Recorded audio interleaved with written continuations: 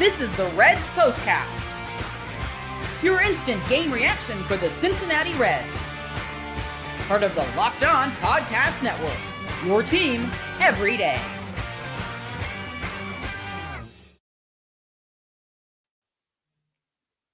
Good afternoon, Reds fans, and welcome to another edition of the Postcast brought to you by Locked On Reds and the Locked On Podcast Network, your team every day. My name is Tim Daniel, and today's episode is brought to you by FanDuel. Just join all the action by FanDuel.com to play daily dingers and make your free pick on who's hitting a homer this MLB season. Well, on today's show, we're going to talk about the fact that TJ Friedl pinch hit for keeper Ryan Hayes, and that tells you everything you need to know about the Reds bench. Brady Singer does have a quality start, so there's some good in there, but we're going to start with the fact that the Reds offense, or lack thereof. This is what you'll be talking about. That was as bad of a series as I can remember them playing in a while. Now, we've talked about this quite a bit. Obviously, they've played pretty good ball since the All-Star break and have had a lot of reasons to kind of be like, all right, cool. Maybe they'll end on a high note. And then they have this sweep before they get on the road. And you're like, awesome. This team's playing pretty good ball right now. They're going to go play a Nationals team who have a bullpen day on Sunday and haven't been very good either. And other than Friday, weren't really competitive. Today, they get off to their early start. They get the lead. And, you're thinking that they're going to be, all right, this might be a game where they're going to be competitive. Johnny asked if I misplaced my glasses again. No, not this time. I just didn't need them today, I guess. But then, after they take the lead by Tyler Stephenson scoring, Washington puts 2 on the board immediately, puts another on the board in the third, and you're thinking like, okay, 3-1, you can make this work. 7th inning, when the Reds go to the bullpen, Brock Burke gives up a run, makes it 4-1, and then the floodgates opened on poor TJ Antone, who hadn't had a bad outing in a while. So that was kind of a bummer. That's that part of it, which we'll get to Brady Singer here in just a moment. But it's 4 hits and 29 at bats. It's no walks today. It's 9 strikeouts, where you kind of go, they had 1 extra base hit the whole game. JJ Bleday hits a double. And they had no sign of life today. It looked like they didn't know how to play a 12 o'clock game or something. I don't know. I don't think they wanted to be on the field. I don't think that they were comfortable there in DC. And I don't think they felt like they could win this game for some reason or another. And look, you have to say, and Max is right. Okay. He says, I have to say you're not giving the Nats enough credit. I think they're definitely better than you're giving credit for. That's totally fair. They obviously hit the heck out of the ball. And I should definitely go ahead and give credit where credit's due there, Max. You're 100% right. Just kind of felt like this was a team that maybe the Reds could be competitive with. And I think the Reds felt like they could be competitive with this weekend. And they weren't. So, Max, you're right. I apologize, man. I mean, CJ Abrams is a dude. And obviously, they took care of business today. They didn't leave themselves any chance to lose. Dylan Lyle has now become a Reds killer, which the Reds had that guy in their backyard. Didn't know they didn't think they should have picked him up. I don't know, the draft or something, but whatever. Neither here nor there. The 4 hits today were just really bad. And like I said, the Nats had a bullpen day today, and the bullpen group did really good. Brad Lord started them off going 2 2/3. Then you see Will Dion go 3 innings. He actually ends up getting the win. And then you see Trevor Williams get an inning, get 2 1/3. And then Jake Bird makes his Nationals debut and takes care of the team with 2 strikeouts in the 9th. I think the Reds kind of knew they were cooked at that point. But the offense today, just the last 2 days and I mean, really in general, let's talk about kind of going down here. Like they've definitely looked better of late as far as runs scored. But it's been if they can't hit homers that they don't have a chance. Solo homers at that. I mentioned it yesterday that the last time they had a homer that wasn't a solo shot was on last Friday against the Pirates. Every homer they hit this week was a solo shot. I think it's just the fact that when they left GABP, you felt good because they had to sweep, and then they just get ran off the field 2 days in a row. Such is life. It's annoying. But now you kind of have a situation where this doesn't get easier. We know that the Reds have the toughest remaining schedule in baseball. And I know if you don't pay attention, if you just remember years past, you're like, oh, the White Sox, that's not a big deal. White Sox are legit. And the White Sox are in the running, obviously, as well as everyone else is in the AL Central, but they're playing pretty good ball. And let's see how this goes. But yeah, today wasn't fun. And I'm really disappointed in their performance today, but I'm not disappointed in Brady Singer, at least. This is the Locked On Player of the Game. Brady Singer is one of those guys that does what Brady Singer does. This was another quality start for him. Goes 6 innings, a 3-run ball. Does have 8 hits and does have a walk, but gets 3 strikeouts. I've really liked how he's pitched of late. I know that he was the guy that we all thought wouldn't be here at this point, myself included. I definitely did not think there was a chance he'd be pitching for the Reds today. And he is. But, he's done the ball really well of late. His last 7 starts, a 3.83 ERA. And he's kind of the guy that I can almost use as an example of pitchers' wins, losses, and why they're unnecessary.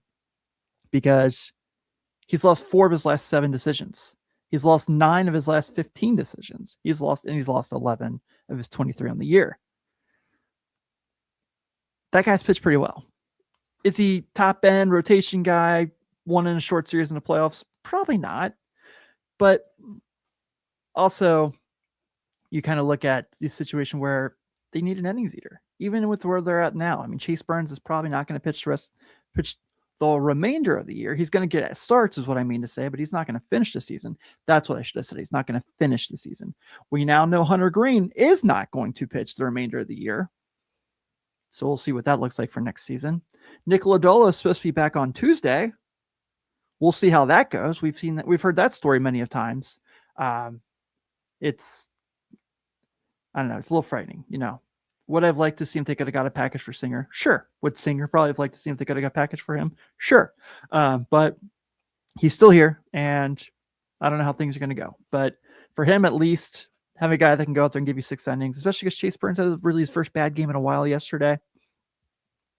It's definitely appreciated. Other guys in the bullpen today, Brock Burke wasn't necessarily good either. Does have to give up a run on 2 hits in his inning, and as the pickoff throw that was the move Abrams up to third base didn't help. And then TJ Antune, like I said, first bad outing in a while, goes in inning, gives up 3 hits, 3 earned runs, also has a walk, but does 2 strikeouts, or at least there's that. But yeah, just not a great day to be a Reds fan. And like I said, you give credit where credit's due to the opposition for taking care of business. But they didn't look like they wanted to compete today. They didn't look like they wanted to be on the field today. And I wouldn't say discouraging. I would say extremely disappointing. So we'll see if they get their bats back when they head to Chicago this week. But there was another thing today that I just am in awe of the Cincinnati Reds right now. And it's TJ Friedl pinch hitting for Brian Hayes. And that tells you everything you need to know about the Reds bench situation. But first, I want to give a big thank you to our friends over at Amazon for this short break. This back-to-school season, spend less on your kids with Amazon. We all know how crazy the back-to-school shopping experience can be. It starts with a few items on the list, then suddenly you're shopping for supplies, clothes, lunch gear, tech, and about 10 other things you didn't see coming. It adds up fast. When you look at the school supply list and wonder if you're shopping for one child or opening a small office supply store. I didn't realize first grade required this much inventory. Shopping like this can get out of control if you're not careful. When your kid spends days planning that perfect first day of school outfit because they want to make a great first impression, you end up putting almost as much thought into it as they do. At least first day school photos are worth it. When the school says your child needs a calculator, headphones, tablet for class, and somehow you're buying another one before the semester is halfway over. Since when do kids need so much tech for third grade? So remember, with Amazon's low back-to-school prices, spend less on your kids because every dollar you don't spend on them is a dollar you haven't spent on them. Shop back to school at Amazon and spend less on your kids.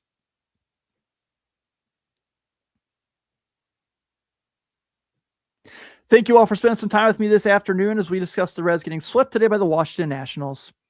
7-1. But if you are an everydayer and you're here with me every single day, please be sure to join that Everydayer Club where you can get access to ad-free episodes of Locked On Reds, as well as all your other favorite shows, and Locked On MLB, so on and so forth. And you get also access to our Discord chat, which is a lot of fun as well. And also, thanks for making Locked On your first listen each and every day, whether it's catching up with me the day after the game or in the postcast, or Jeff and Steve Monday through Friday through Locked On Reds as well. We love talking baseball, and we love getting the chance to talk baseball with all of you.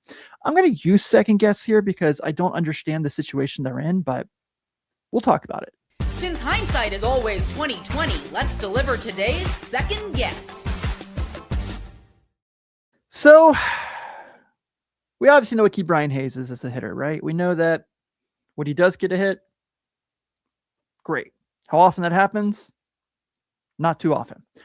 Today, Hayes goes over 2. Doesn't strike out, though, you know? I don't have any praise here. So right before him, Matt McClain gets on base. By the way, Matt McClain's been swinging the bat pretty well this series. If there's anyone that we can say had a good series, it's him and Gino. McClain gets a single and gets on first base when the Reds are like kind of looking for this situation where maybe we can get a hit here.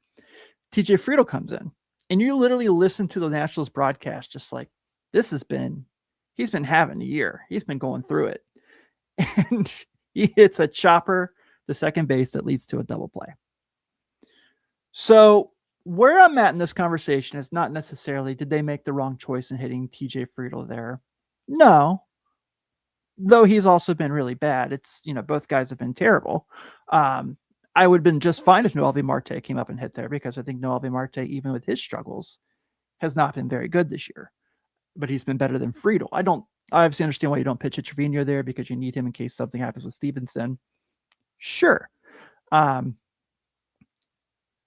I don't know how you can keep going on with guys like TJ Friedl and Ke'Bryan Hayes and so on and so forth. Ivan Johnson ends up being the defensive replacement and playing third base. But let me just read these 3 names off real quick. I'm going to read their OPSs.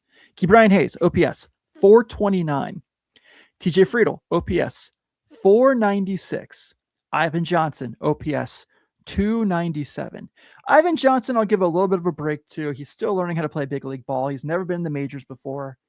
I don't know what he's going to be as a prospect. I don't feel super confident he's going to be a long-standing major league player, but we'll see. I've been wrong on those guys before. But to have a situation like this, where they're going to guys like that to fill in for other guys, it's not good. Now, you can come in here and be like, well, Tim, it's okay because they've got guys coming up who can fill those roles. They don't. The fact that I had to come in here and petition for Michael Toglia to be on the big league roster is fascinating. Not that Michael Toglia is a bad player, but this is he's got to be better than TJ Friedl now. I understand he doesn't play outfield. Actually, doesn't he play outfield? It's like a first base corner outfielder, if I remember correctly. Anyway, I don't understand why we're in this situation where they just keep relying on this guy. Even Michael Chavis is down in AAA. I'd be almost willing to give him another chance. He hasn't had a chance to play on the big league club at all this year, but he's a major leaguer. Any of the Nationals people in here will tell you, if there's any Nationals fans in the chat, they have experience with Michael Chavis. They can tell you that he's probably not great, but probably better than what we saw today. So I just don't understand why this team, and we know all the time, they don't spend money. That's not true. They're second in the division in payroll, or they just, they can't develop players. That's 100% true. You can't give them, obviously Ellie has gotten better, but Ellie was a really big talent when he came to the team, when they found him and when they developed him and all that stuff. But you've just seen them kind of swing and miss a lot on guys that just can't seem to figure it out. Dane Myers today, thought he was decent, missed a couple balls that you would have thought he would have had. I at least appreciate the effort. So that's where you're at there as well. I'm still getting excited about Hector Rodriguez. I know, I'm kind of going to put him a little bit above the Ivan Johnson thing, where I'm not really worried because he's got a 498 OPS, but he plays the outfield pretty well. Everyone told me he couldn't play out of the outfield. So far, so good in playing right field. And he makes a lot of contact. So at some point, those balls are going to fall. But yeah, now we're in this kind of situation where how do they respond is going to be really interesting. They got to the trade deadline where they didn't know what the roster was going to look like. They go through, they get the sweep before they hit the road, and then they get swept here in DC. It's what do you do from here? Like, how do you guys get back at it? What are you going to do the rest of the season? Because like I said, there's, people want to tank for the baseball lottery. I get it. I'm someone who covers the NBA as well. I get all about tanking and why people would want to do it. The baseball lottery is weird. Like the year the Reds lost 100 games, they picked 7th. In the year that they went 83 and 79, they picked 2nd. So everything can happen there, and I just don't think you can use that as a crutch to say like, well, at least there's this to look forward to, especially because it's not like other leagues where that guy's in the big league roster, then the next season. Sometimes they are, but it's a little later in the year. But I'm about to go on a tangent that you guys probably don't want to hear, and we'll kind of cut it there. The Reds are losers today, 7-1 of the Nationals. And there's 7 runs on 13 hits, no errors. The Reds have 1 run on 4 hits and an error. Will Dion gets the win for the Nationals. That's his first win of the year. Brady Singer takes the loss. He is 5-11 with a 4.66 ERA. The Reds are off tomorrow, which I think is good for all of us, as we can kind of just go into our Monday and not start the week off on a bad note, right? But they are back in action on Tuesday in Chicago at the South Side at, what do they play? Is it US Cellular now? Rate Field. They have changed the name of that stadium more times than I can remember. Nick Lodolo is on the hill. He is 3-2 with a 4.60 ERA. He'll be going up against Sean Burke, who is 7-6 with a 3.08 ERA. First pitch will be at 7:40. So maybe a little bit later than normal on that one. But everyone, thanks for hanging out today. I know it wasn't the best day to be a Reds fan, but I definitely appreciate getting to come out here and talk ball with you guys. And the chat's really fun. And I don't get to as much as I should, I know, but you guys are always lively in here. You guys always kind of tell me what you're thinking and feeling. And I'm definitely grateful to be kind of your soundboard in that case. But everyone, it's only 3:00 on a Sunday. We have like our day to do stuff. Go out and have fun. Enjoy the sun. It's scorching in Cincinnati. But have a great rest of your Sunday. Don't worry about your Sunday scaries tonight because the Reds have already taken care of that. Go Redlegs. Please be sure to stay tuned in for Jeff and Steve on Locked On Reds. I'm Tim Daniel. I'll see you on Tuesday.